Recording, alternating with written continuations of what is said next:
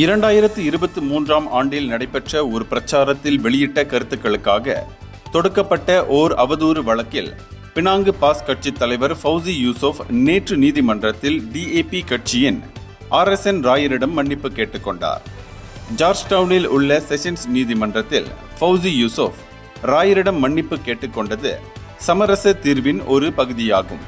இதன் அடிப்படையில் ஃபவுசி ராயரின் வழக்கு செலவுகளுக்காக 10,000 ரிங்கிட் வழங்க ஒப்புக்கொண்டார்.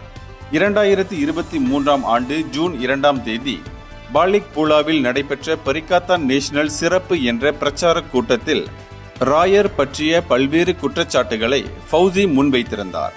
ராயர் ஓர் இனவாதி, அகந்தையுடன் இருப்பவர், பொறுப்பற்றவர் என கூறியதுடன் ஜெலுத்தோங்கில் தீ சம்பவத்தில் பாதிக்கப்பட்டவர்களை சந்தித்த போது மலாய் இந்திய வாக்குகளை இழப்பதில் எனக்கு கவலை இல்லை என்று ராயர் கூறியதாகவும் குற்றம் சாட்டியிருந்தார்.